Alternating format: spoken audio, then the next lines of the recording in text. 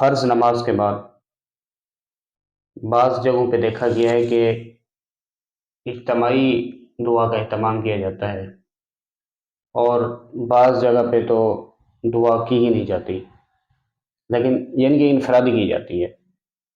تو جو اجتماعی دعا کرتے ہیں ان پر فتویٰ کر دیتے ہیں کہ بھی یہ بدعت ہے، بدعت کر رہے ہیں۔ فرض نماز کے بعد جو اجتماعی دعا ہے اس کی حیثیت کیا ہے، وہ حیثیت بتا دیں۔ دیکھیں، فرض نماز اگر جماعت کے ساتھ پڑھی جا رہی ہو تو ظاہر ہے کہ جب جماعت کے ساتھ نماز پڑھی گئی ہے تو جماعت کے بعد جو دعا ہوگی اس کی کیفیت اجتماع والی بن جائے گی۔ صحیح۔ حدیث شریف میں آتا ہے نبی کریم صلی اللہ علیہ وسلم نے ارشاد فرمایا کہ فرض نماز کے بعد دعا قبول ہوتی ہے۔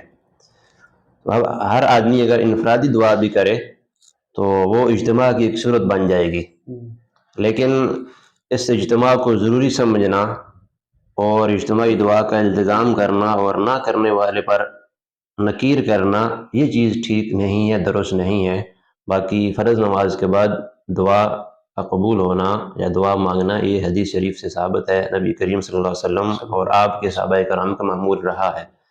ظاہر ہے کہ غلو یہ کسی چیز کے اندر بھی ٹھیک نہیں ہے، اس کی پابندی، اس کا التزام اور نہ کرنے والے پر نکیر یہ بھی طریقہ ٹھیک نہیں ہے، اور اس کو بدعت کہہ دینا یہ بھی ٹھیک نہیں ہے۔ شریعت نے ہمیں اعتدال اور میان روی کا حکم دیا ہے۔